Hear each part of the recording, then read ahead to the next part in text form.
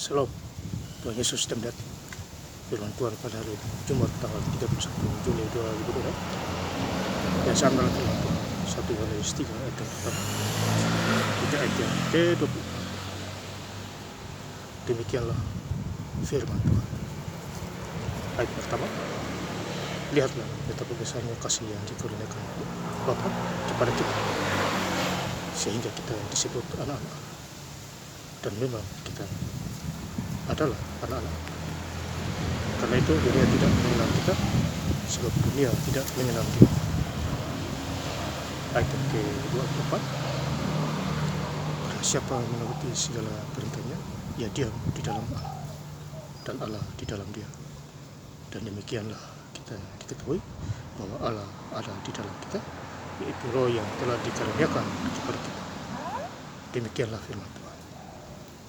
Bapak Ibu saudara-saudara sekalian saya cinta dan Yesus Kristus, firman Tuhan menjumpai kita semua khususnya hari ini Jumat tanggal 31 Juli 2026 di 1 Yohanes 3 di ayat pertama. Lihatlah betapa besarnya kasih yang dikaruniakan Bapa kepada kita. Jadi kasihnya Tuhan Yesus kepada kita itu besar, makanya dia bisa mati di Bukit Golgota, disalibkan karena kasih. Makanya 1 Korintus 13 ayat 13, iman, pengharapan, dan kasih dan yang paling besar ialah kasih. Ini adalah contoh bagi kita semua. Jadi kita harus mengasihi juga antara sesama, tolong menolong dan lain sebagainya. Kita takutlah sehingga kita disebut anak-anak. Dan memang kita adalah anak-anak. Karena itu dunia tidak mengenal kita, sebab dunia tidak mengenal kita. Jadi kita adalah anak-anak. Jadi kalau dunia tidak mengenal kita, berarti dia bukan anak-anak Tuhan.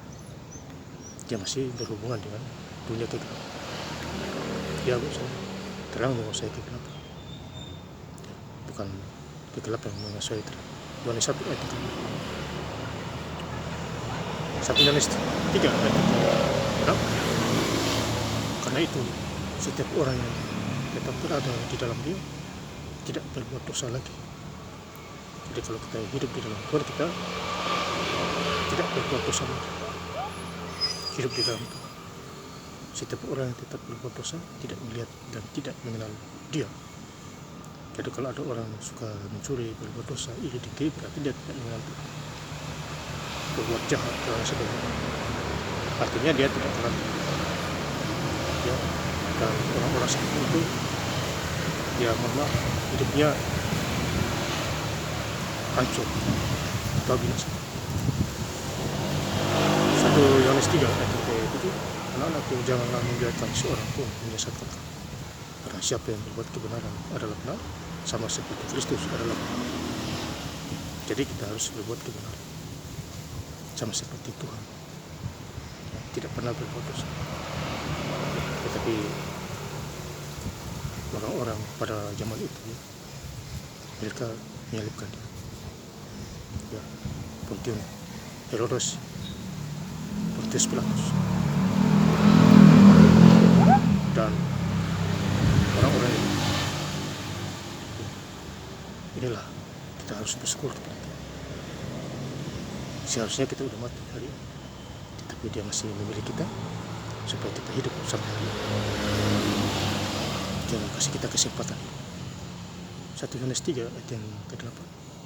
Barang siapa yang tetap berbuat dosa berasal dari iblis. Jadi barang siapa yang berbuat dosa, dia berasal dari iblis, bukan dari Tuhan, tapi dari iblis. Sebab iblis berbuat dosa dari mulanya. Inilah anak-anak Allah dinyatakan. Jadi supaya kita merasakan perbuatan iblis itu. Jadi akhirnya Tuhan datang ke membinasakan kuasa setan itu. Kita adalah anak-anak Tuhan, anak-anak Allah.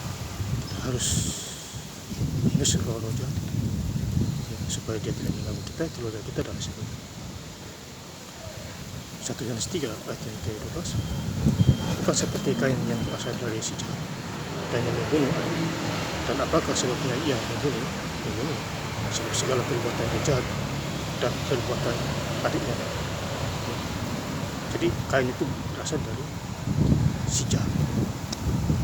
Dia membunuh adiknya karena perkara persembahan. Jadi persembahan Habel diterima oleh Allah, persembahan Kain ditolak. Akhirnya ini dan demikian itu adalah perbuatan jahat di mata Tuhan. Ya, tidak. Dan sampai hari ini juga hanya gara-gara berkat kita jahat. Ya, roh-roh jahat. Ya, ini adalah contoh bagi kita semua. 1 Yohanes 3 ayat yang ke-4. Barang siapa menuruti segala perintahnya, ia diam di dalam Allah dan Allah di dalam dia. Dan demikianlah kita diketahui bahwa Allah ada di dalam kita, yaitu roh yang telah dikaruniakan kepada kita. Jadi ada artinya roh Tuhan itu ada pada diri kita, Roh Kudus. Kita harus menjaga kita hidup dipimpin oleh roh supaya kita tidak nyasar di mana. Ya. Jadi kita harus menuruti segala perintah. Artinya perintah ya diam di dalam Allah dan Allah di dalam dia. Jadi kita hidup di dalam Allah. Ya, kalau orang hidup di dalam Tuhan, damai sejahtera sukacita melampaui yang tidak tahu menjadi tahu adalah hasil. Ini firman Tuhan, saudara, mencapai kita semua. Dan saya ingin lebih lengkap lagi membaca ayat firman Tuhan pada hari Jumat tanggal 21 Juli 2020 di 1 Yohanes 3 ayat yang pertama hingga ayat yang ke-24. Lihatlah betapa besarnya kasih yang dikaruniakan Bapa kepada kita sehingga kita disebut anak-anak. Dan memang kita adalah anak-anak Allah. Karena itu dunia tidak mengenal kita, sebab dunia tidak mengenal dia. Di ayat ke-4, barang siapa menuruti segala perintahnya, dia diam di dalam dan Allah di dalam dia. Dan demikianlah kita ketahui bahwa Allah ada di dalam kita, yaitu roh yang telah dikaruniakan kepada kita. Terima kasih, Tuhan Yesus Kristus memberkati. Haleluya, amin.